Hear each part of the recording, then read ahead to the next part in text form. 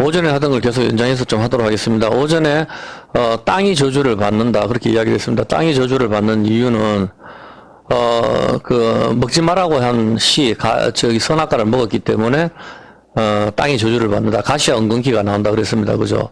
그렇게 했는데 땅이 바로 우리의 마음이다. 그렇게 이야기했습니다. 땅이 우리의 마음. 땅이 갈라지는 것, 우리 마음이 갈라지는 것, 마음이 갈라지는 것, 그 속에서 불이 나오는 것, 그것이 지옥이다.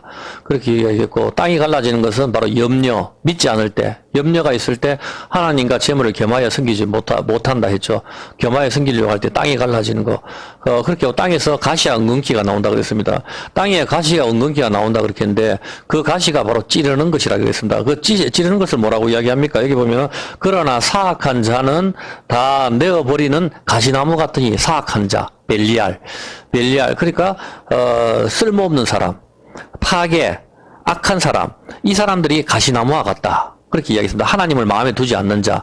이 사람을 가시나무라 이야기했는데, 아까 오전에 이야기했다시피, 엘리 제사장의 두 아들, 흠냐 비나스, 행실이 나빠. 행실이 나쁘다 할 때 이 나쁘다가 벨리알, 사악한 자입니다. 이 사람이 바로 나발이죠. 다윗의 아내 아비가일이 남편 나발인데 이 사람은 불량한 사람이라, 자기 남편하고 불량한 사람이라 벨리알이다. 벨리알.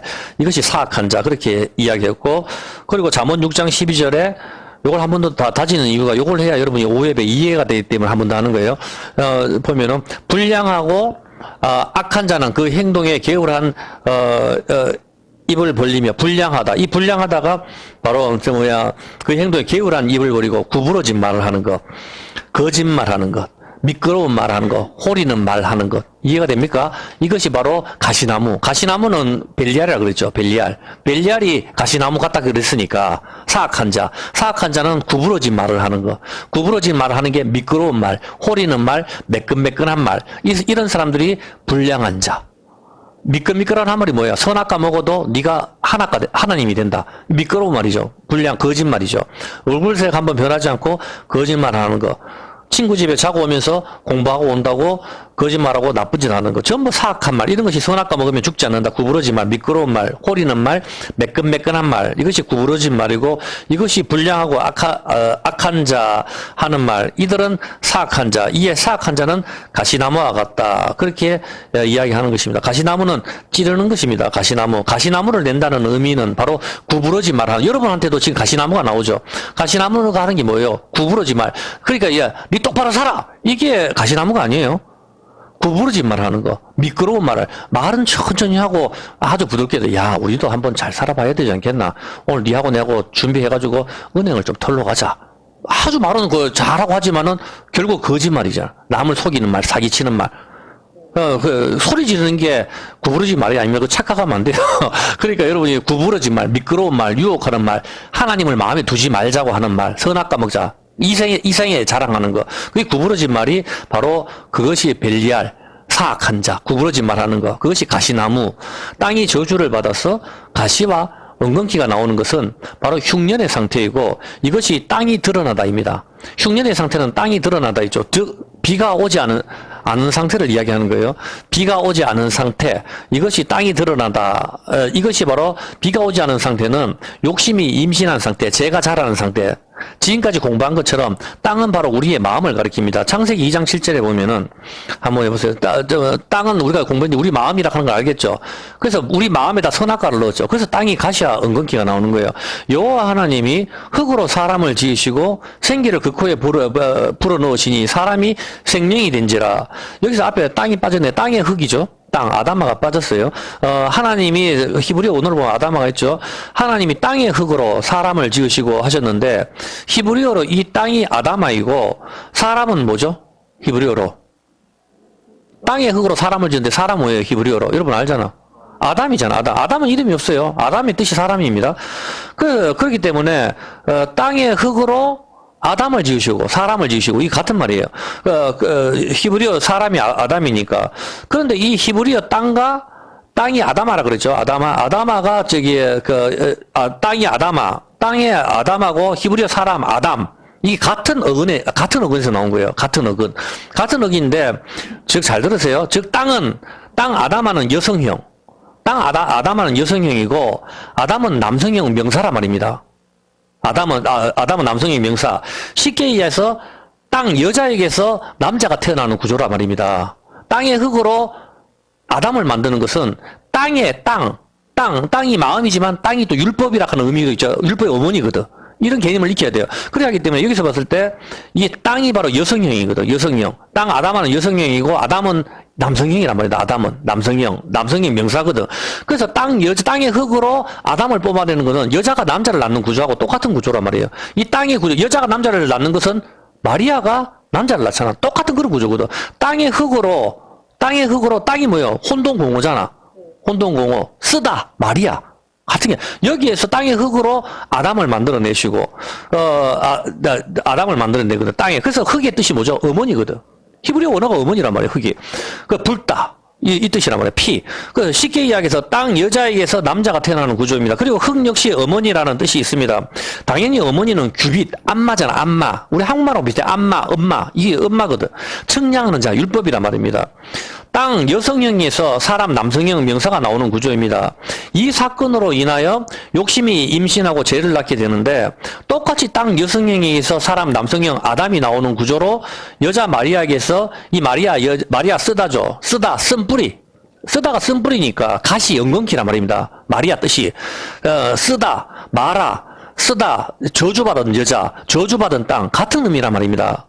가시 엉겅퀴 저주받은 건 마리아 뜻이 쓰다니까 저주받은 거 이 마리아가 마라 쓰다 모리아산 그다음 모략 여기서 이렇게 나오는 거예요. 보면은 이 쓰다 죽었는 거 죽음 여기 여자 처녀 마리아가 쓰다에서 여기서 남성형 아담이 나오는 거 욕심이 임신해서 죄를 낳고 배가 불러오는 상태 땅이 저주를 받고 가시와 엉겅퀴가 나오는 상태 똑같이 여자에게 마리아 쓰다 쓴 땅 쓴뿌리가 나는 땅에서 나오신단 말입니다. 두 번째 아담이 어떤 그림을 보란 말입니다. 이 그림이 두 번째 아담이 쓰다 쓴뿌리 여기에서 마리아 왜냐면 우리가 선악과 먹었죠. 선악과 먹어서 땅이 저주를 받았어요. 땅이 저주를 받았는데 이 저주받은 거 쓰다 이 쓴뿌리 쓴 거 가시와 엉겅퀴 마라 저주 이 마리아에서 두 번째 아담이 딱 나온다고. 어떤 개념이에요? 이번에는 욕심이 아니라 이제는 은혜를 임신하는 거지. 어떤 개념인지 아시겠죠? 생명의 씨를 임신한단 말입니다. 은혜. 그래서 욕심이 은혜인 것이죠. 이것이 사람인 것입니다. 아담, 하나님의 사랑, 이 사랑이란 말이에요. 여기서. 성경은 이 사건을 갈라디아서 4장 4절에 뭐라고 이야기합니까? 여자에게서 나고 율법 아래 나게 하셨다. 그렇게 합니다. 여자에게서 나고 율법 아래 나셨다. 여자에게 나고 율법 아래 나셨다 하죠. 갈라디아서 4장 4절에 보면은, 한번 볼게요. 마리아에게나 때가 참에 하나님이 그 아들을 보내시고 여자에게서 나게 하시고 율법 아래 나게 하신 것은 마리아에게 낳는 걸 율법 아래 낳다 하잖아요. 율법이 뭡니까? 아까? 율법 땅, 흙, 율법 아래 나긴 거 해 아래. 율법이 태양이잖아. 해 아래.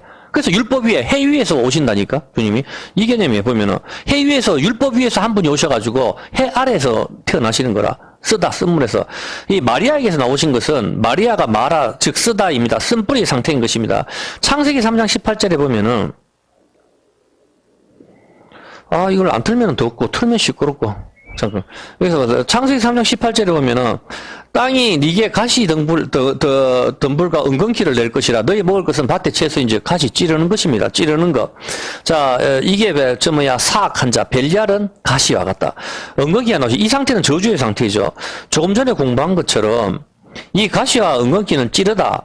이것이 사악한 말, 거짓말, 구부러진 말, 매끈매끈한 말, 미끄러운 말, 호리는 말이라고 했습니다.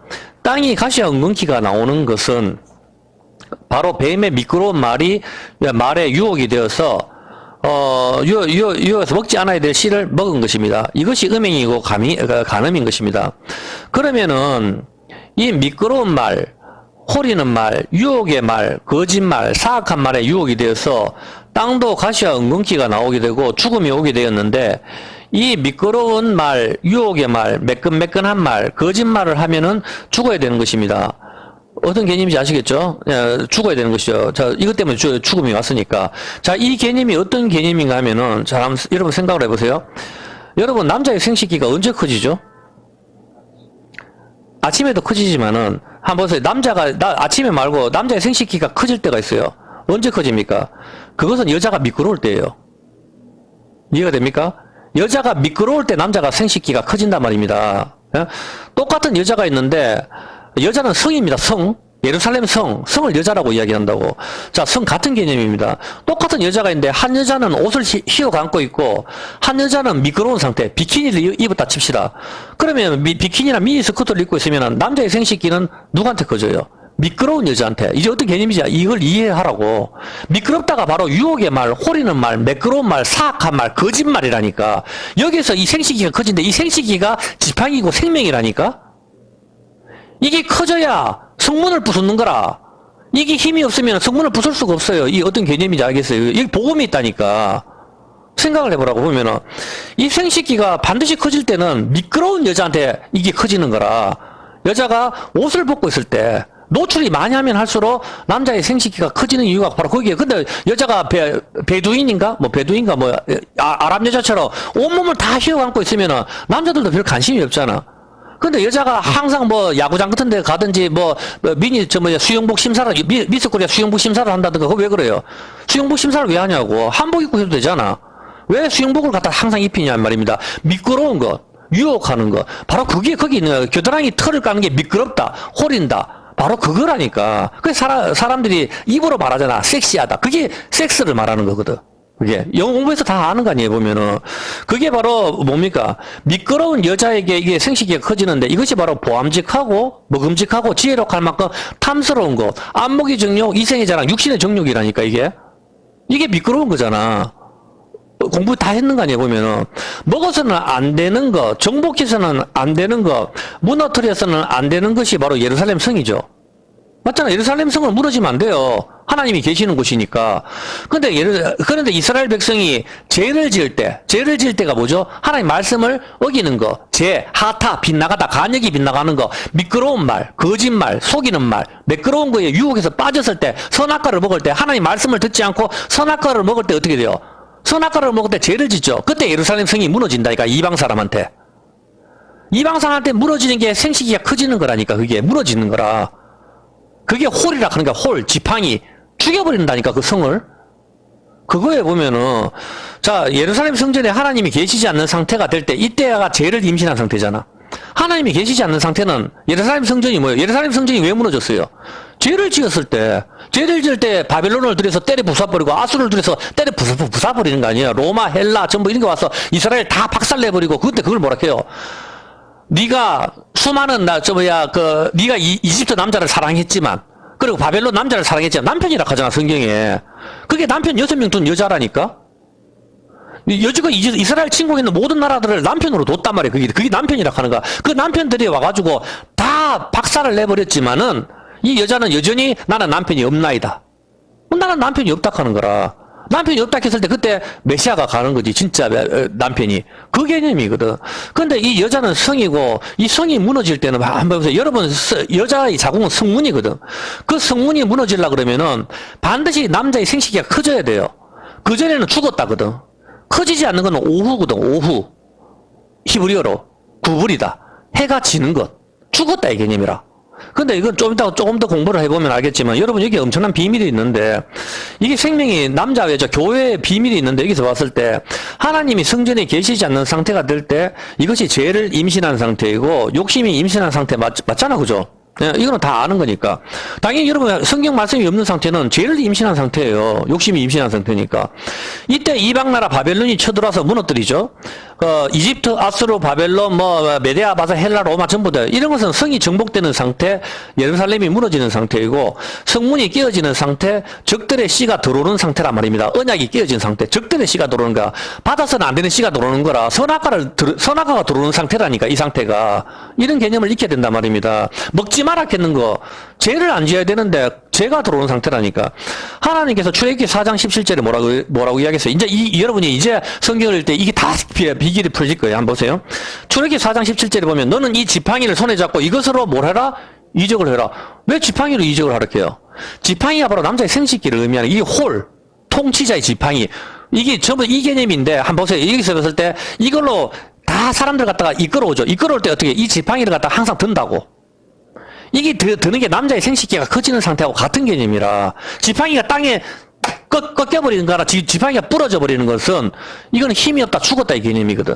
그렇기 때문에 이 지팡이를 어떻게 해요? 날강을 치죠. 출애기 7장 10절 몇 개만 찾아볼게. 전부 다 그래요. 지팡이를 들어서 이제 이걸 갖다 하나님이 지팡이라고 하죠. 너는 이 지팡이를 손에 잡고 이것으로 이적을 행하는데 출애기 7장 17절 한번 봐보게요. 이 지팡이는 어떻게 해요? 이제 여러분 이런 거 이상하다 생각 안 했어요? 그냥 날강을 갖다 날강 피로 바뀌라 말로 하면 되지. 지팡이를 왜 치냐고. 여호와가 이같이 이르노니 내가 이로 인하여 나를 여호와인 줄 알리라. 볼지어다 내가 네 손에 지팡이로 하수를 치면 날강물을 치면 그것이 뭐로 바뀐다? 날강물을 치면은 피로 바뀐다. 이게 반석이를 치는 거하고 똑같은 게 이 두드리는 개념하고 똑같은 거라니까. 이걸 쳤을 때 피로 바뀐다가 남자의 생식기로 여자의 성문을 때렸을 때 피로 바뀌는 거하고 똑같은 개념이라니까 이게. 어떤 개념인지 알겠죠? 제고 첫 번째 피로 바뀌어버린다고. 첫 번째 이 지팡이로 쳤을 때. 자, 치고 그 다음에 20절 한번 볼게요.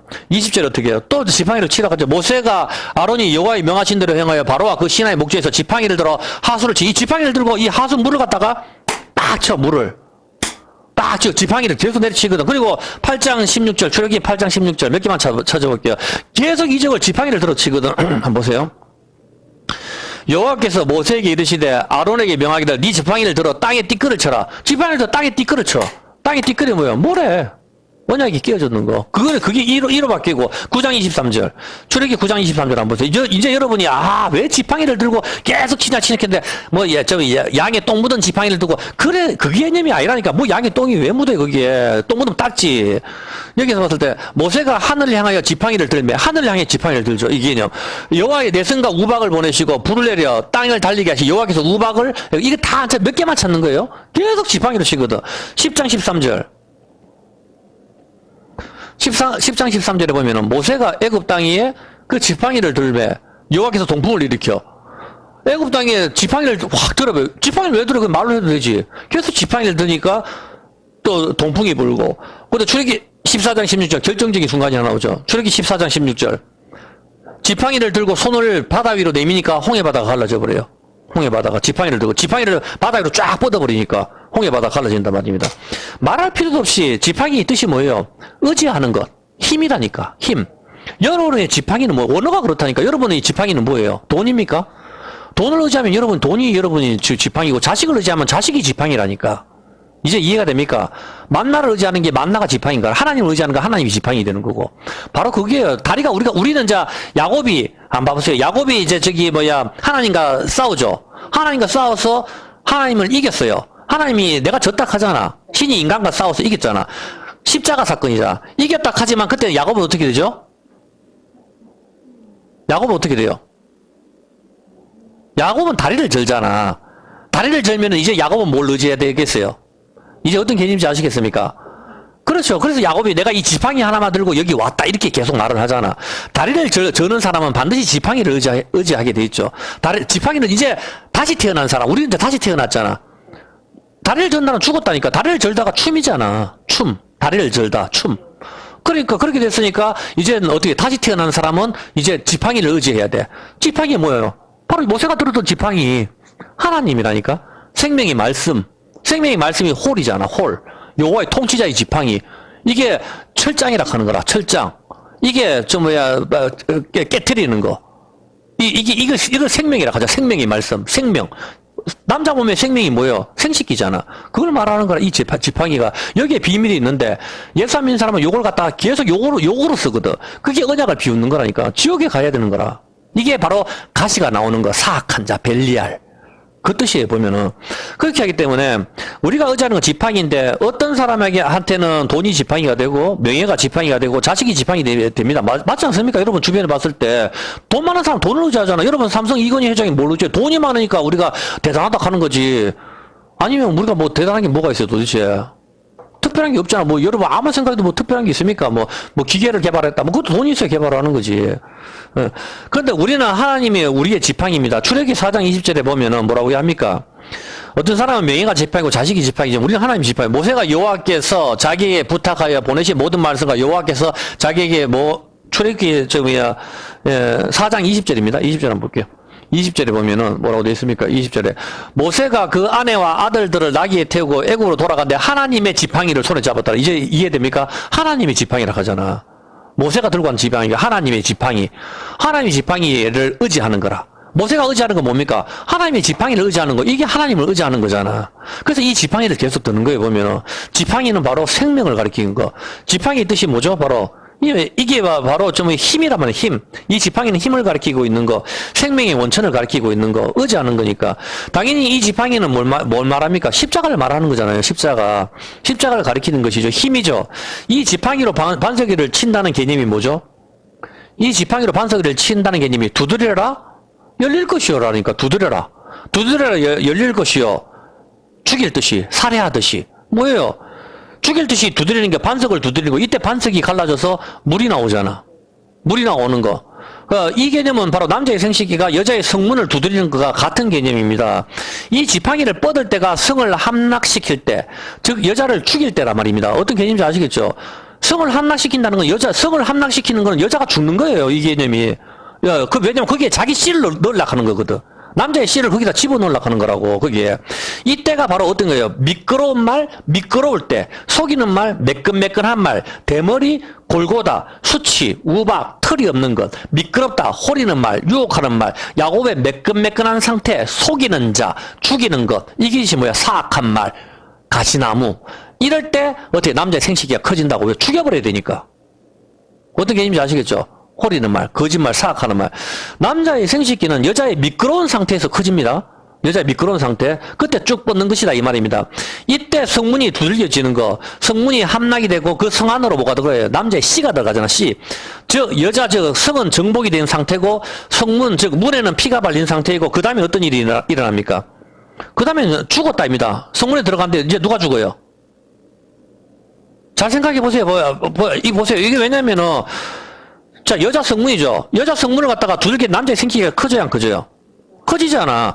커져서 이걸로 갖다가 이게 지팡이를 뻗는 상태라니까. 이걸로 죽일 듯이 두들기잖아. 살해하듯이. 누굴 죽여? 성을 무너뜨린다니까. 여자를 무너뜨린다니까.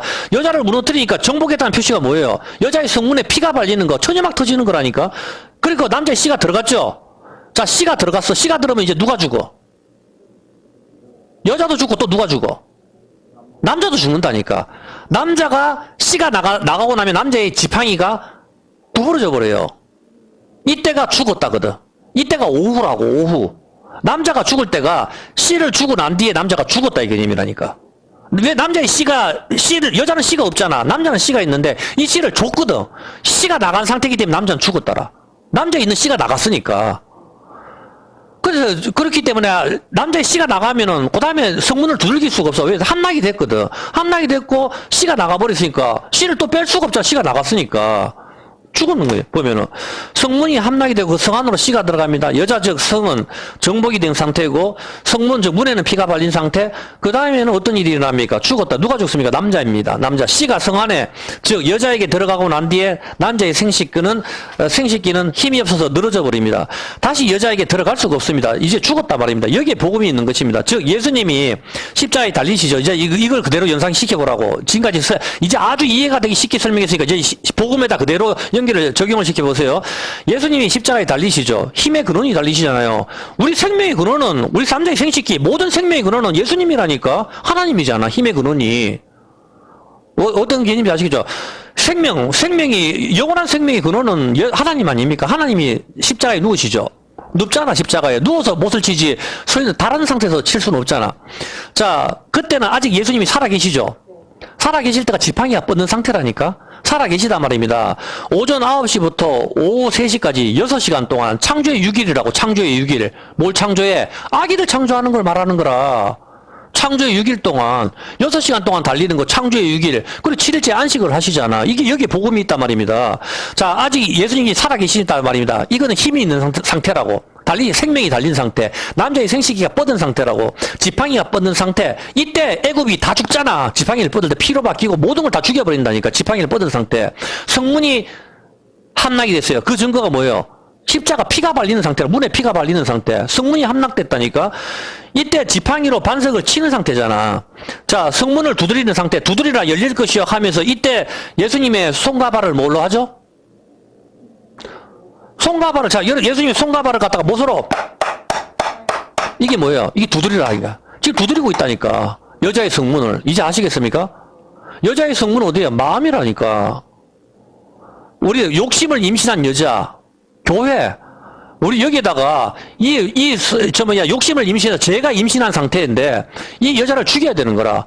이게 왜? 미끄러운 말 때문에. 이 미끄러운 말 때문에 십자가 예수님이 달리신다고. 예수님이 달리시고 성문을 갖다가 성문을 함락시키는 그 단계가 뭡니까? 계속 두들겨. 못을 치는 거. 손과 발에를 갖다가 망치로 막 갖다 들이친다고. 그게 성문이 깨어지라고 치는 장면이라고. 드디어 피가 성문이 뚫렸어요. 손에 못이 푹 박혔다고.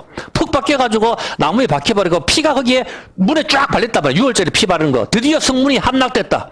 드디어 예수님이 남편을 쪼개버리고 그 피가 거기에 창녀인 우리한테 거기에 피가 확 발려버리는 거예요. 어떤 개념인지 아시겠습니까? 그게 두드려라라고 열린다 하는 것은 그걸 이야기하는 거예요. 뭐 남자 여자 만나면서 제가 여러분 마음문을 두드립니다. 열어주세요. 하면 여자가 이 남자 돌았나 이하고 갈 거 아니에요. 보면은 여자가 원하는 건 그게 아니라니까. 여자는 씨를 원한다니까. 자기가 원하는 남자의 씨를 원한단 말이라. 그렇지 않습니까? 보면 그 사람이 씨를 원하는데 와서 나는 당신의 마음을 두드립니다. 하면 커피 한 잔에 가면 돌았다 하지. 그게 말이 안 된단 말입니다. 바로 십자가에서 못을 치고 망치질 하는 것은 남자의 생식기가 여자를 두드리는 거하고 똑같은 이치란 말입니다. 그때 피가 거기서 문에다가 확 발려버리는 거죠. 드디어 함락이 됐다는 겁니다. 그리고 어떻게 해요? 함락이 되고 씨가 들어가죠. 옆구리를 푹 찔러버립니다. 드디어 물과 피가 쭉 나와버리죠. 전부 다. 씨가 다 나오는 겁니다. 전부 다. 그 예수님 어떻게 해요? 죽어버리죠. 이제 씨가 나왔으니까 예수님이 거기서 죽는 거예요. 생명이 죽는 것. 여기에 복음의 비밀이 있는 거다 말입니다. 자, 망치로 문을 두드리면 깨어져라, 열려라. 남자의 생식기가 여자의 문을 두드리듯이 드디어 함락이 돼서 손이 갈라지시고 발이 갈라지시고 문에 피가 발리셨습니다. 드디어 신랑의 씨가 성을 함락시켰습니다. 성문에 피가 발린 상태입니다. 그리고 죽습니다. 지팡이의 뜻은 히브리어 마테인데 막대기, 창, 홀, 생명의 지지물, 빵입니다. 유래는 나타, 즉 그불이다, 구불이다, 오후입니다. 내려가다, 기울이다, 낮추다입니다. 기울이다, 낮추다. 어떤 뜻인지 아시겠죠? 지팡이로 상대를 치면 상대가 죽습니다. 그리고 지팡이를 다시 숙이죠. 이 상태가 바로 오후입니다. 오후. 해가 떨어지는 상태를 가리키고 또 기울이다입니다. 기울이다. 이게 죽었다는 얘기인데, 그리고 치다입니다. 치담. 기울이다 오후이지만, 또 기울이다 오후를 가리키지만 또 뭘 기울입니까? 창세기 24장 14절 이거를 말하는 거예요. 창세기 24장 14절 한번 봐봐요. 목이 마른 사람한테 한 소녀에게 이르기를 청컨대 너는 물 항아리를 기울여. 물 항아리를 갖다가 기울여서 쭉 마시죠. 이 기울이다가 남자의 생식기에 물을 줬잖아. 물이 이제 남자의 입속에 들어갔잖아. 생명이 들어왔단 말입니다. 그때 이게 어디요? 통에 물이 나가버렸으니까 통이 비어진 상태잖아. 기울인 상태. 컵을 갖다 기울여야 물이 나와버리죠. 컵을 기울여서 물이 쭉 나가버리면 어떻게 해요? 컵이 기울여지잖아요. 물이 나갔으니까 기울여지는 상태. 그게 오후 죽었다. 어떤 개념인지 이해가 됩니까? 이때가 뭐야? 바닥이 드러난 상태라니까. 근원이 드러난 상태. 왜? 물이 다 빠져나가고 바짝 말아서 땅이 갈라진 상태. 이게 수치, 부끄럽다. 이거라니까. 왜? 생명이 죽었으니까 부끄럽잖아. 이게 부끄럽다 개념이거든. 보면 어떤 개념인지 아시겠죠? 예, 여러분이 물이 말라서 목이 말라서 씨를 갖다가 즉 물을 입에 넣는 상태가 컵을 기울이는 것. 이 상태가 오후이고 지팡이를 구부리는 것. 남자의 생식기에서 정자가 나가버린 상태. 그리고 구부리다 죽었다입니다. 즉 십자가에서 힘의 원천이신 하나님이신 예수님께서 달리셨습니다. 사람들은 예수님의 손과 발에 못을 박으면서 예수님을 죽이려고 했지만 그 모습은 바로 신랑이신 예수님께서 성문을 부수시는 장면이다 이 말입니다. 이제 그 개념을 알겠습니까? 예수님을 죽여버리려고 십자가에서 못을 쳤지만은 그것은 바로 신랑이신 남편이 신부인 우리를 갖다가 성문을 부숴버리는 거. 미끄러운 것, 호리는 말, 유혹의 말에 속아서 선악과를 먹고 욕심이 임신해서 죄를 낳는 신부인 하와를 신랑이신 예수님께서 대신해서 십자가에 달리시고 못으로 손과 발을 치시는 모습은 성을 함락시키시는 모습인 것입니다. 여자를 죽여버리고 그 성 안에 예수님의 생명의 씨를 집어넣는 그림인 것입니다. 마귀는 자기가 이겼다고 손과 발에 못을 치고 여자인 교회 역시 예수님은 십자가에서 못으로 치고 있었지만 그 모습은 바로 신랑이신 예수님께서 성을 두드리는 상태, 반석을 두드리는 상태, 성을 함락시키는 상태인 것입니다. 바로 아담한테 죽으라고 선악과를 줬지만 아담은 그 선악과를 먹고 주는 그 모습은 바로 예수님이 죽어가는 모습으로 성을 함락시키고 삼손이 죽어가는 모습으로 성을 함락시키는 모습과 같은 거다 이 말입니다. 삼손이 자기 죽으면서 성을 함락시켜버리죠. 똑같잖아. 보면 이 두 기둥을 의지해서 3,000명을 갖다 블레셋 사람을 다 죽여버리잖아. 마지막에 삼손이 똑같은 겁니다. 자기 죽으면서 성을 함락시키는 개념은. 그리고 마침내 어떻게 손과 발이 뚫려버리죠. 이 신랑이신 예수님께 성을 두드리는 상태, 목과 손과 그 발에 망치질 하는 것이 반석을 두드리는 상태, 성을 함락시키는 상태인 것입니다. 그리고 마침내 손과 발이 뚫립니다. 피가 쏟아져 내립니다. 사람들과 마귀는 한호했지만 그것은 성이 무너진 상태이고 이미 예수님의 생명이 쉬는 여자 즉 성 안에 들어간 상태인 것입니다. 그 증거로 문에 피가 흘러내리는 것입니다. 이해됐습니까? 만약에 성을 함락시키지 못해서 어떻게 돼요? 문에 피가 절대로 발리면 안 돼요. 원한처럼 땅에다 설정이 돼야 된다고. 원한처럼 땅에 설정이 됐을 때 피가 없죠. 그게는 성을 함락시키지 못했는 거라. 근데 씨가 정확하게 들어가는 거, 간역이 민중되다. 이게 죄가 아니거든. 죄는 간역이 빗나가는 거고, 간역이 그대로 들어가는 게 바로 죄가 아니란 말입니다. 어떤 개념인지 아시겠죠? 그래서 이미 예수님의 생명이시는 여자 성 안에 들어간 상태, 그 증거로 문에 피가 흘러내리는 것이죠. 왜? 여자의 문에 피가 흘러내리는 것은 남자의 생명이 들어왔다는 개념이거든. 생식기, 씨가. 성문을 뚫었다는 증거인 것이죠. 신랑의 씨가 들어온 상태고 성은 함락이 되고 정복이 되는, 이게 6월절 문에 피 바르는 것과 같은 일이십니다. 정복이 된 상태입니다. 그리고 그 다음날 어떻게 되죠? 이제 정복이 됐으니 그 다음날 7일째 무덤에 임신.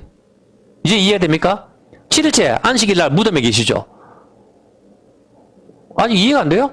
자, 문을 두드리는 게 성을 함락시키고 씨가 들어갔잖아. 씨가 들어갔으면 어떻게 해요? 임신이 돼야 되잖아. 그 7일날 안식일날 욕심이 임신했던 그날에 임신이 되는 거라. 예수 생명이 그 무덤에. 그리고 3일째 나오는 게 부활이잖아. 아기가 나오는 거. 부활이 아기가 나오는 거 아니에요? 부활이. 다시 태어나는 게 아기가 나오는 거. 다시 태어나면 뭐 성인으로 태어나요? 그건 아니잖아. 네, 당연히 그거 아니에요, 보면은. 자, 그 다음날, 그래서 7일째 무덤에 계시는 겁니다. 7일째. 왜? 씨가 들어갔으니까. 죽었잖아. 생식기가 죽었다는 거, 이게 생식기 죽었다는 게, 예수님이 죽었다는 거는 힘이 죽었다는 개념이고, 씨가 들어갔다는 개념입니다. 씨가 들어갔으니까 지팡이가 구부러진 거, 오후 컵이 기울어진 상태잖아. 이 상태에서는 어떻게 해요? 이제 씨가 성에 들어갔으니까, 성의 주인은 씨가 지배라는 거, 여자는 죽었다는 거예요, 여자가 죽었다는 개념이죠. 우리가 십자가에서 주님과 함께 죽었다는 개념이라니까. 여자가 죽었고, 이제 그 씨만 남는 거지. 씨가 남았는데, 그게 임신이잖아. 임신. 예수 생명의 임신. 그게 7일째 무덤에서 그대로 예수님께서 계신다고. 무덤에. 그게 임신이라니까. 무덤이 임신이니까. 그게 욕심이 임신한 거. 죄를 낳고, 그 모습 그대로 예수님께서 어디에? 마리아 쓴물이잖아, 쓴물에서 임신이 되고, 마지막에 어떻게 해요? 무덤에서 그대로 임신이라니까? 마리아 쓴물 처녀 마리아 쓰다에서 임신이 딱 된 상태에서 주님이 오시죠. 그리고 마지막에 죽는 날 어디에요? 성을 때려 부수고 7일째 된 날 그대로 무덤에 계신다니까. 무덤에. 그리고 8일째 나오시는 거지.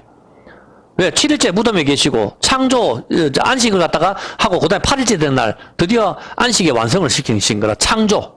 다시 나오는 거. 이제 아기가 다시 태어나는 거지. 어떤 개념이야? 그래서 그럼 여러분 천지창조는 뭐예요? 아기를 낳는 걸 말하는 거라. 창조의 뜻이 뭐예요? 창조잖아. 창조는 아기를 낳는 거거든. 반도체를 만드는 게 창조가 아니라니까. 아기를 낳는 걸 말하는 거예요. 창조 그게 바라잖아. 바라. 쪼개다. 언약이라니까. 창조와 언약은 같은 개념이에요. 이게 그게 언약이거든. 언약 창조 쪼개다. 창조를 어떻게 해? 갈라서. 그게 언약이잖아. 그게 히브리어어는 같은 뜻이에요. 그래서 무덤에 안식일날 무덤에 그대로 계십니다. 욕심이 임신을 한 상태 그대로 그냥 그대로 죽어서 이제는 그대로 생명을 임신한 상태로 그대로 예수님께서 육순으로 바꿔버리는 거예요. 그대로. 그리고 첫째 날이자 8일째 되는 날, 3일째 되는 날이죠. 3일째 되는 날. 첫째 날이자 8일째 되는 날이고 그날이 3일째 되는 날 무덤에서 나오시잖아. 새벽에 부활을 하시죠. 새벽에 부활하실 때 무덤에서 나올 때 이것은 아기가 다시 나오는 상태고 해산의 기쁨이고 또 부활이고 이때 어떻게 돼요? 새벽 해가 떠오를 때 새 언약의 해, 이걸 갖다가 새 언약의 해, 새 태양이 떠오를 때 이때를 맞춰서 모든 남자의 생식기가 커지잖아. 이제 미끄러운 게 없어도. 그렇지 않나요? 해가 떠올 때는 여자의 미끄러운 걸 안 봐도 남자의 생식기가 커지거든. 이제 새 힘이 나오는 거라. 미끄러운 말하고 상관없이. 여기 전부 다 비밀이 있는 거예요. 이제 여러분이 어느 정도, 이게 어떤 비밀이 있구나 하는 걸 알잖아, 보면은. 평소에는 여자의 미끄러운 모습을 봤을 때 남자의 생식기가 크지만, 새벽에는 여자하고는 아무 상관이 없고, 해가 떠오르을 때 남자의 생식기가 커진다고. 부활. 이제 드디어 사는 거지. 이걸 이야기를 하는 거예요, 여기에는. 이게 정말 신기하지 않나요, 보면은. 자, 그렇게 하고, 이거는 새 언약과 함께 부활인 것이죠. 요한복음 3장 한번 봐볼게요. 여러분이 아직 거듭난다 하는 걸 잘 모르는 것 같은데, 한 번 더 좀 쉽게 설명해 줄게요. 요한복음 3장 3절에 보면은, 예수께서 대답하여 가라사대, 진실로 진실로 네게 이르노니 사람이 거듭나지 아니하면 하나님 나라를 볼 수 없느니라.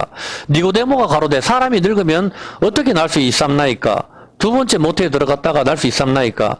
예수께서 대답하시되 진실로 진실로 네게 이르노니 사람이 물과 성령으로 나지 아니하면 하나님 나라에 들어갈 수 없느니라. 육으로 난 것은 육이요 성령으로 난 것은 영이니 내가 네게 거듭나야 하겠다 하는 말을 기이 여기지 말라. 바람이 임의로 불매 네가 그 소리를 들어도 어디서 오며 어디로 가는지 알지 못해 성령으로 난 사람도 다 이러하니라.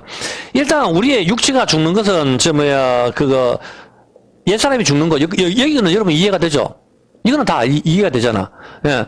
이것은 씨가 들어올 때 죽는 것이잖아. 뭐 여자가 언제 죽어요, 여러분? 여러분이 다, 지금 여자 같으면 여자가 언제 죽어요? 여자가 죽을 때. 여자가 죽을 때는 씨가 들어올 때잖아. 남편이 씨가 들어올 때. 남편이 씨가 들어오면은, 그때 여자의 몸이 다 파괴가 된다니까? 여자의 몸이 처녀 때 모습이 없어요. 처녀로 늙는가고 아기를 가진 사람하고는 틀리다니까. 얼굴은 비슷할지 몰라도 옷을 벗겨버리면 완전히 차이가 나요. 배가 뭐고 임신을 했기 때문에 배가 다 터버렸다니까. 배가 다 터버리고 모든 게 다 무너졌단 말입니다. 전부 다. 그래서 여자는 그게 죽었다는 개념이니까 배가 터졌다는 건 죽었다는 거잖아. 그렇기 때문에 여자가 죽는다는 것은 남자의 씨가 들어올 때 그때 임신이 되고 그때부터 여자는 죽는 것이고 뱃속에 아기가 지배를 하는 것입니다. 여러분 마음속에 성경인 말씀의 씨가 들어와야 되는데 이것 말고 선악과가 들어오면 여러분 어디에 세상의 종, 죄의 종이 되는 것이죠. 일단 여자에게 씨가 들어올 때 말씀이 들어올 때 내가 죽었다, 내 옛사람이 죽었다 하는 것이다 말이에요. 여기까지는 확실하게 이해됩니까 여러분? 옛사람이 죽는다. 그렇다면 다시 태어나는 것은 뭐죠? 다시 태어나는 건 새 사람이 되었다 하잖아요. 그러면 죽었으면 홍해바다 들어가는 건 죽는 건데 나오는 건 새 사람이잖아. 그럼 나오는 건 뭐예요? 그럼 나오는 건 여자가 아기를 임신하면 여자는 죽고 옛사람은 죽고 다시 태어나는 그림이 뭡니까? 그게 아기라니까. 여러분 거듭난다 하는 그 아기를 말하는 거예요. 자꾸 여러분들이 생각엔 저도 옛날 그런 생각했어요. 나의 옛사람이 그냥 추상적으로 십자가에 죽고 내가 뱀 허물 붙듯이 나는 다시 또 그 멀쩡한 성인의 상태에서 다시 태어나는구나. 그게 아니라니까. 성경을 잘 보면은 나의 옛사람이 죽는 것은, 니고데모도 이해가 안 되게 묻잖아. 다시 엄마 뱃속에 들어갈 수 있습니까? 그러니까 예수님께 물과 성령으로 나야 된다. 하나님 씨가 그 안에 들어갔었을 때, 우리의 내 육체 옛사람은 말씀이 씨가 나를 지배하니까 나는 죽죠. 나는 죽고 이제 나오는 건 뭐예요? 나오는 건 아기가 나온다니까. 작은 예수. 이게 다시 태어났다의 개념이에요, 보면은. 왜 그런가 하면은, 아기가 태어났는데 이것이 새 사람. 이제는 우리는 예수 생명을 낳는 거. 그 여자가 다시 태어난다 하는 것은 아기를 낳는 것을 갖다가 자기의 분신이 다시 나오는 거라. 그게 아기가 다시 태어나는 거라니까. 그게 거듭난다 하는 거예요. 종족 보존이죠, 보면. 다시 태어나는 것은 작은 예수이죠. 이것을 거듭났다입니다. 홍해바다에서 죽는 것은 나의 옛사람입니다. 다시 올라오는 것은 다시 태어나는 것. 나의 뱃속에 아기인 것이죠. 자, 배를 가르고, 뱀의 배를 가르고, 무덤을 가르고, 사망을 가르고 나오는 것이 예수님이죠. 부활 아닙니까? 이게 거듭났다 하는 거잖아. 예수님께서. 십자가에서 내 대신 죽었던 거, 그 옛사람이 죽는 거고, 그게 성의 씨가, 두드리고 성의 씨가 들어가는 장면 아닙니까? 그리고 무덤에 들어가죠. 무덤에 들어가서, 이제 나의 옛사람은 죽고, 이제 다시 태어나온단 말입니다. 무덤문을 열고 뱀의 배를 가르고, 사망의 배를 가르잖아. 사망의 배를 가르고 다시 나와버린단 말입니다. 그 예수님 부활, 이것이 악이다 말입니다. 악이 마리아에서 태어나오는 거. 쓰다 쓴 뿌리 저주의 배에서 예수님이 태어나셨습니다. 그리고 모세가 아기로 오듯이, 그리고 마지막은 그 저주의 무덤에서 다시 부활하시는 것입니다. 저주의 그 배. 그게 마리아잖아. 저주. 거기서 마지막에 저주의 무덤에서 예수님이 다시 부활하시는 것이죠. 두 번째 아담인 예수님이 땀을 흘림으로 그 저주받은 땅 가시와 은근히 그 마음을 갈아엎으시고 옥토로 바꾸시는 것이죠. 두 번째 아담이. 베드로전서 2장 2절 한번 볼게요. 그래서 성경에 이런 말씀이 있는 거예요. 우리가 성인으로 났으면 잘할 필요가 없죠. 한번 볼게요. 베드로전서 2장 2절을 보면은 갓난아이기들 같이 순전하고 신령한 젖을 삼아라. 이는 이로 말미암아 너희로 구원에 이르도 자라게 하려 합니다. 이제 거듭났다 하는 거 알겠어요? 우리가 자랐으면 자라게 한다 하는 말이 필요 없잖아. 이제 예수 생명이 들어왔으면은 이제는 어디 아가야라고. 근데 이제 젖만 먹어서는 안 되고 단단한 걸 먹는 수준으로 우리가 자라야 된단 말입니다. 이게 거듭난다의 개념이라니까. 예? 그리고 여기서 베드로후서 3장 18절 한번 볼게요. 베드로후서 3장 18절. 오직 우리 주, 곧 구주 예수 그리스도의 은혜와 저를 아는 지식에까지 자라가라. 자라가라 하잖아. 우리 보고 자라가라. 아볼로는 물 주고 나는 심었고, 그렇지만 하나님은 자라게 하신다. 자라야 된다니까, 우리가 여러분이. 이걸 알아야 돼요. 교회 30년, 20년 다니도 아직도 저쪽 이렇게 한다면은, 그거는 결혼을 할 수가 없어요, 여러분. 그리고 골로새서 2장 19절 한번 봐봐요. 계속 이런 말씀이 있잖아요, 보면은. 한두 구절이 아니고, 어떻게 돼요? 머리를 붙들지 아니하는지라 온몸이 머리로 말미암아 마디와 힘줄로 공급함을 받고 연합하여 하나님이 자라게 하심으로 믿음이 자라야 된단 말입니다. 여러분, 우리가 거듭난다는 이제 씨가 들어와서 이제 아기가 나오죠. 처음에 이제 씨가 들어와서 성경을 한 장 두 장 읽을 때는 젖을 먹는 거예요. 아, 예수님이 내 죄를 위해서 십자가에 돌아가셨구나. 아, 이제 주님 그렇습니다. 맞습니다. 이렇게 하면서 이렇게 하다가 점점 깊은 단계로 성경을 갈라서 먹는단 말입니다. 레헴, 미라바, 전쟁으로 갈라가지고 안에 있는 떡을 먹는 겁니다. 아, 이게 삼라만상이 다 복음이 있군요.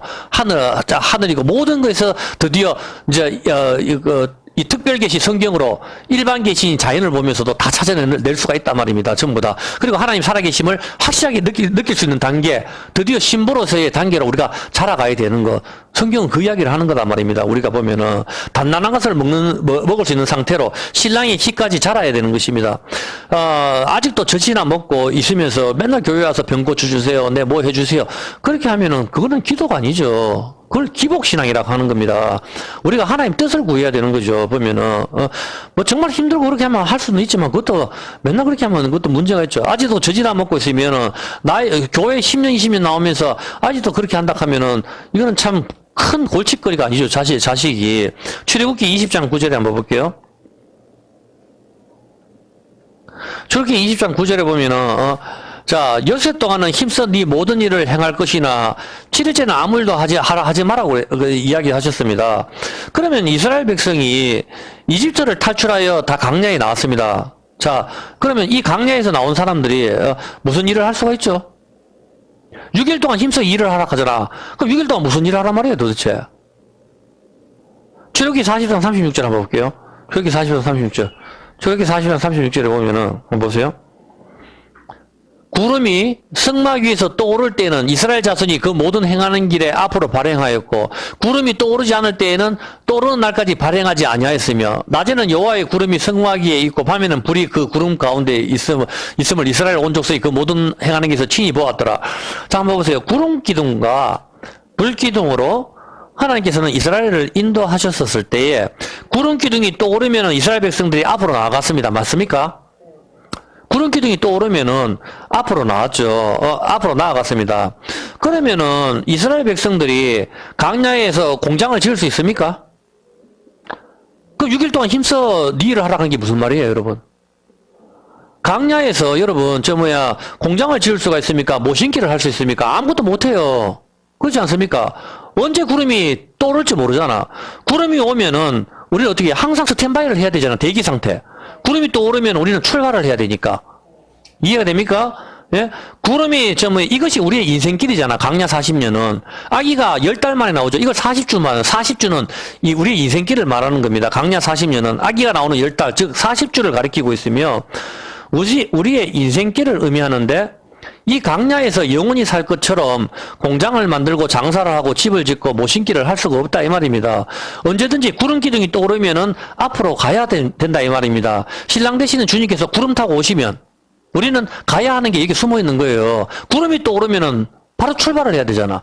근데 신랑 되시는 주님께서 구름을 타고 오신단 말입니다. 똑같이 온 세상에 이제 구름 기둥이 이스라엘을 광야로 이끌었던 그 구름 기둥이 한 번 더 구름 기둥이 온다고. 구름을 타시고 신랑 대신 주님이 왔을 때 그때 있는 사람 우리는 딱 대기 상태에서 가자 구름이 왔다 그거를 말을 하는 거라. 이해가 됩니까? 구름 기둥 출발하는 거. 자, 그렇다면은 이 사람들은 광야에서 6일 동안 하나님께서 힘써 네 모든 일을 행하라 했는데 광야에서 이 사람들이 할 수 있었던 일은 뭡니까? 예? 광야에서 이 사람들이 아무것도 못 하잖아. 구름이 오면은 가야 되는데 스탠바이 상태에서 뭘 해요 도대체? 광야에서 뭐 심어가지고 뭐 벼를 심을 수도 없고 아무것도 못 하잖아요. 그럼 말할 필요도 없이 이 사람들이 6일 동안 광야에서 일을 했는 것은 바로 만나를 거두는 일이에요. 만나를 거두는 일. 맞습니까? 만나를 거두는 일을 6일 동안 힘써 네 모든 일을 행하지만 7일째 하지 마라. 그래서 7일째는 만나가 내리지 않습니다. 무슨 의미죠? 힘써 네 모든 일을 행하라. 6일 동안. 그것은 이스라엘 백성들이 강야에서 유일하게 했는 건 만나를 거두는 겁니다. 출애기 16장 4절 한번 볼게요. 일용할 양식, 즉 우리에게 오늘날 일용할 것을 주옵시고 만나를 거두는 것이죠. 출애기 16장 4절에 보면은 때에 여호와께서 모세에게 이르시되 보라 내가 너희를 위하여 하늘에서 양식을 비같이 내리리니 백성이 나가서 일용할 것을 날마다 거둘 것이요. 날마다 거두 40년 동안 이같이 하여 그들이 나의 율법을 준행하나 안 하나 내가 시험하리라. 제 6일에는 그들이 그 거둔 것을 예배할지 날마다 거둔 것에 6일째 된 날, 금요일이죠. 예수님 돌아가시는 6일째 된 날 갑절. 이때는 갑절이니까 이제 6일째 거두는 걸로 안식을 7의 날을 먹는 것이죠. 자, 6일 동안 힘써 네 모든 일을 행하는데 7일째는 쉬는 것이죠. 왜냐하면 7일째는 만나가 내려오지 않기 때문입니다.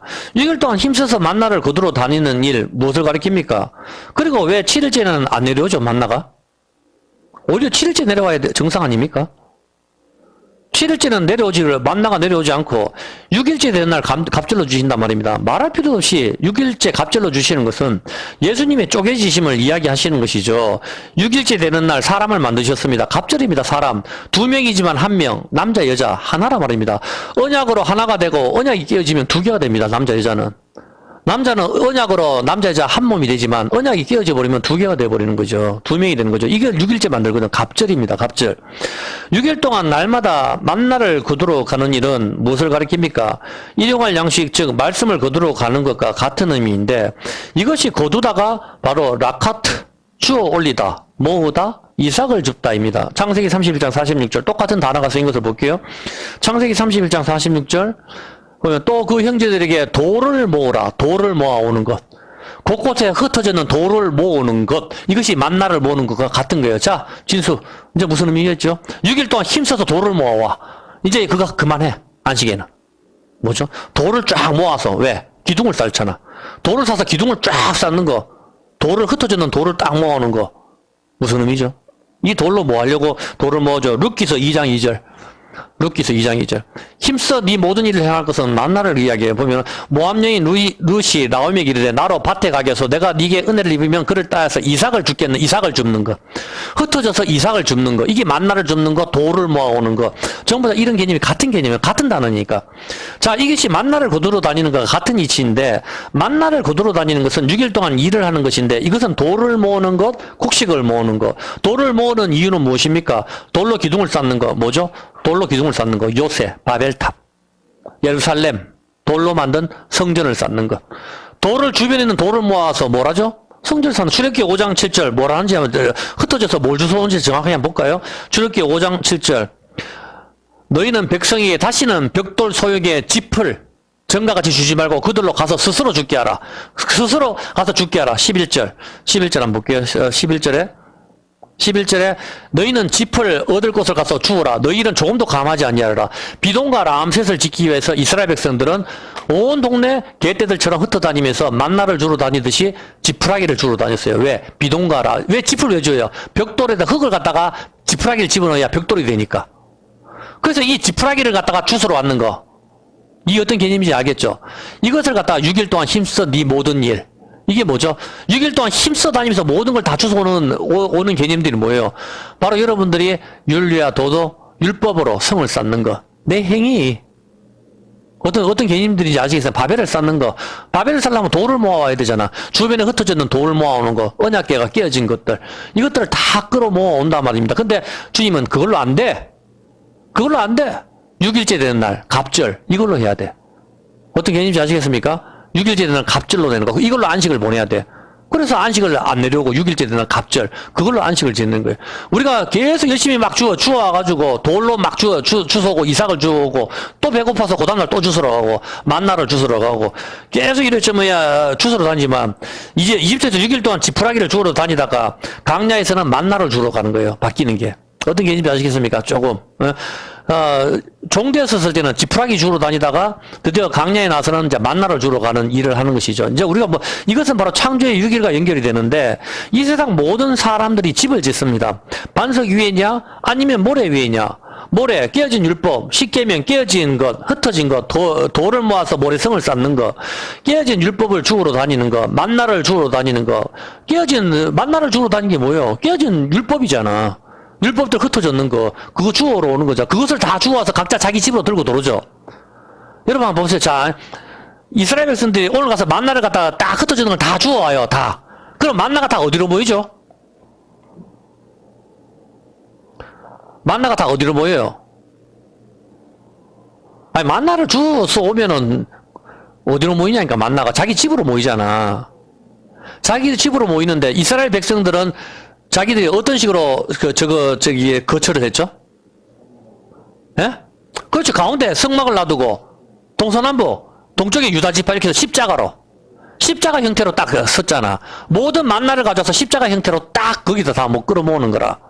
어떤 개념인지 알겠습니까? 자, 이렇게 만나를 주워서 곡식을 주우러 다니는 거, 6일 동안 내가 다니면서 모아옵니다. 옛 성전, 나의 행위로 집을 짓는 것, 창조를 하는 것, 만드는 것, 이걸 대장장이라고 하는 거예요. 대장장이. 대장장이는 뭐죠? 우상을 만드는 자, 불상을 만드는 자, 대장장이. 이 히브리어. 이게 건축자들.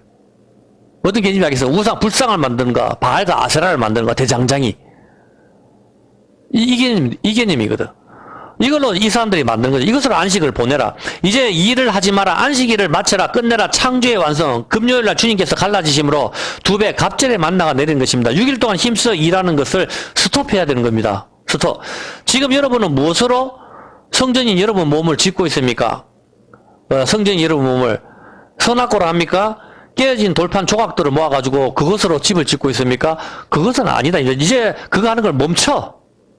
이제 6일 동안 힘써 네 일에는 그거를 멈추고 7일째는 안식해라. 근데 7일째 안식하려면은 반드시 6일째 되는 날 갑절로 내려오는 거, 그것으로만 우리가 안식으로 들어갈 수가 있는 겁니다. 6일째 갑절, 6년째 갑절로 주는 거로 7년째 안식년으로 들어갈 수 있는 것. 어떤 개념인지 아시죠? 좀 3배를 주는 거, 갑절, 만나가 내렸습니다. 6일째 되는 날. 이 갑절의 만나가 다시 주신 바로 갑절의 은혜 새 언약 2번째 돌판이잖아. 맞죠? 갑절이 뭐예요? 다시 주신 새 언약이잖아. 2번째 돌판. 다시 갑절, 첫 번째 언약 끼워줬고, 2번째 다시 줬는 게 다시 새 언약이잖아. 그게 6일째 되는 날 예수님 몸이 갈라져 버리잖아. 예수님 몸이 갈라져 버리신 것, 6일째 되는 날. 이것으로 이제 안식을 보내는 거란 말입니다. 원래는 우리가 계속 다니다가 이제 하나님께서는 멈춰라. 힘써 네 모든 일을 행하지만은 안식이라는 너 집안에 있고 아무 일도 하지 마라. 그 안식일날 양식은 바로 6일째 되는 날, 그 갑절에 있는 거, 그것으로 가는 겁니다. 이제 어떤 개념이 조금 눈에 들어오죠? 예. 세상 모든 사람들은 집을 짓습니다. 전부 다. 깨어진 돌을 주워가지고 다시 붙이려고 하지만, 그건 안 되는 것이죠. 6일 동안 우리 일을 그쳐야 합니다. 우리 일은 우리의 행위로 집을 주워와서 비동과 람셋을 건축하는 것, 바벨을 짓는 것, 옛 성전을 다시 세우는 것입니다. 이제 새 언약 2번째 돌판, 6일째 되는 날 갑절에 만나, 이것으로 안식에 들어가는 것이고, 이것이 배부르게 먹다, 임신이고, 이것이 바로 만족. 안식으로 가는 것입니다. 임신, 무덤, 어떤 개념인지 배부르게 먹다. 안식의 뜻은 배부르게 먹다예요. 여러분, 밥을 많이 먹는 거, 그게 안식으로 가는 거예요. 밤에 잠을 자는 건 죽음이고, 어떤 개념이야? 이게 배부르게 먹다. 그게 안식이라고. 성경의 개념이. 그게, 부족함이 없는 거, 만족하는 거, 배부르게 먹는 거, 그게 안식인데, 정확한 개념은 뭐예요? 여자가 배부르게 먹는 건 임신이죠. 임신. 그게 배부른 것. 이제 욕심이 임신하지 말고, 욕심이 임신했을 때 뭐예요? 남편 6명이 있었지만은 만족을 못 했는데, 이제 예수 생명으로, 이제 만족하는 것. 어떤 개념인지 아시겠죠? 그게 이제 배부르게 먹다. 안식의 상태로 가는 것이죠. 그것은 금요일로 가능해요. 왜? 금요일날 성문이 깨어지거든. 그게 갑절이거든. 갑절. 성문이 깨어지고, 그때 금요일날 피가 문에 발리는 거예요. 그리고 7일째 되는 날 무덤에 계시는 거, 임신. 무덤에 계시고 8일째 되는 날 나오는 거, 빛이 있으라. 그때 8일째 되는 날, 3일째 되는 날 나오시는 것이죠. 이것이 바로 만족이고 안식으로 가는 거, 안식의 완성이 되는 것이죠. 이제 정말 강야에서 하는 거 개념이 다 6일 동안 힘써 일하라는 개념이 어떤 개념인지 여러분들 이해가 됐을 겁니다. 여러분, 우리는 크리스찬들입니다. 6일 동안 힘써 우리가 일을 하는 것은 만나를 수고하는 일입니다. 그리고 6일째 되는 날 갑절을 거둬야 안식을 보낼 수가 있는 것이죠. 여기서 봤었을 때 여러분이 교회에서 충성한다고 예배당에 가서 주차 관리, 설거지, 꽃꽂이, 청소, 여러분 그런 것은 여러분 잘 생각해 보세요. 그것은 뭡니까? 그냥 상가를 청소하는 거예요. 여러분, 상가. 그냥 예배당을 청소하는 거라니까, 그게. 상가 건물 청소하는 거 아니에요. 상가에다가 그냥 꽃꽂이 장식하고, 거기서 주차 관리하고, 설거지하고, 상가를 갖다가 남의 지금 여러분 파출부라니까, 그게. 진짜 청소는 어디를 해야 돼요? 성전인 우리 몸을 해야 된다니까, 우리 몸. 우리 몸을 깨끗하게 청소를 해야 욕심이 임신한 거 이걸 청소를 해야 남편의 씨를 받을 수가 있는 거예요. 씨가 있는 상태에서 씨가 들어올 수 없잖아. 선악과 먹은 상태에서는 다시 생명나무 열매를 못 먹는다니까. 하나님께서 그걸 막아버리시는 거라. 어떤 개념인지 알겠죠? 그래서 자기를 살피고 가잖아. 이 주의 떡과 잔을 마시라 하잖아. 보면 자기를 살피고 세례 받은 자만 그거를 마시는 거예요. 보면 떡과 잔을 성찬이 어떻게 성찬이 씨가 들어오는 개념 아니에요. 씨가 들어오는 거. 어떤 개념인지 알겠죠? 예배당에 가서 주차 관리, 설거지, 열심히 다 해서 참 좋은 일이긴 하지만, 엄밀히 따지면 여러분 시간 낭비예요. 여러분이 진짜 청소를 해야 될 것은 바로 내 마음을 청소해야 되는 거. 우리 몸이 성전이라고 했기 때문에 우리 몸을 죄로부터 멀리하는 것, 하나님을 임신하여 배가 부르는 것, 이것이 바로 만족하다 임신 안식으로 가는 것이다 이 말입니다. 만나를 거두러 매일 나가서 일을 할 때는 우리가 땀을 흘리지만 6일째 되는 날은 갑절로 만나로 내릴 때는 두 번째 아담인 예수님께서 땀을 흘리신단 말입니다. 이제 아시겠습니까? 우리가 월요일부터 우리가 열심히 나가가지고 우리가 일을 한다 했을 때 우리가 만나를 주고 올 때 땀을 누가 흘려요? 우리가 흘리잖아. 우리가 흘리는 건 안 된다니까. 6일째 되는 날 신랑이신 예수님께서 겟세마네 동산에서 땀을 흘리셨을 때 그때 갑절 그걸로 안식으로 들어갈 수가 있는 거다 이 말입니다. 그리고 이제 일을 하지 마 하는 거야. 6일날 마쳤으니까. 6일날 예수님으로 다 마쳤으니까 다 이루었다. 다 마쳤으니까 그 다음에 나오는 게 뭐죠? 아기. 그게 창조라니까. 아기가 나오는 거. 그게 창조예요. 천지 창조. 새로운 생명의 창조. 그래서 사람이 우주로 가는 거지. 보면은 6일 동안 일을 마치고 안식으로 가는 거죠. 두 번째 아담인 6일째 된 날, 금요일 날 땀을 흘림으로 모든 일이 맞춰지는 거. 우리의 땀 흘림은 율법을 내가 지켜서 구원을 얻겠다는 게 그게 우리의 땀 흘림이잖아. 우리가 지푸라기 주워서 우리가 비동과 람셋을 짓는 거, 바벨을 짓는 거, 우리의 땀 흘리면 안 된다니까. 내가 내 행위로, 내가 지켜가지고, 내가 하나님의 말씀을 지켜가지고, 그걸 어떻게 살아란 말인가가 아니라니까. 말씀이 여러분한테 가르친다. 아무도 너희를 가르칠 필요 없고, 여러분이 순간순간 하나님의 말씀에 비춰서 이건 죄다 아니다. 그걸로 여러분이 가는 거다. 이 말입니다. 확실하게 이해가 되시죠? 제가 여러분 처한 상태를 어떻게 알아요? 보면은 여러분 각자의 처한 상태가 있고 각자의 환경이 틀린데 그때마다 성령 하나님이 여러분 안에 계시지 않습니까? 하나님께서 그 음성을 들으시고 귀로 들으라 하는 게 아니라 성령 말씀을 생각을 하시고 이게 하나님 보실 때 보기에 좋았다가 될 건지 하나님 보시기에 싫었다가 될 것인지 여러분 판단을 하셔서 그렇게 좋은 길로 가셔야 되는 것이지. 그럼 말할 필요도 없는 거 아니에요, 보면은. 그러니까 제가 여러분한테 이야기를 하고 싶은 거는 뭔가 하면은 진짜 청소는 여러분 마음을 청소하십시오. 여러분 우리가 성전이니까 상가 청소하지 마시고 교회 꽃꽂이가 뭐 필요했어요? 왜 교회 하나님 말씀의 중심이 돼야 되지. 꽃에다가 화려한 데다 처박혀버리면 안 된다 이 말입니다. 어떤 개념인지 아시겠죠? 드디어 6일째 되는 날 겟세마네 동산에서 예수님께서 땀을 흘리십니다. 우리의 안식을 위하여, 우리의 구원을 위하여. 그렇게 해서 독생성자 예수님을 보내주신 우리 하나님 아버지의 사랑을 우리는 찬양을 해야 되는 것입니다. 예, 여기까지만 할게요. 예, 칼빈의 시편 찬송, 137편입니다. 칼빈의 시편 찬송 137편을 하도록 하겠습니다.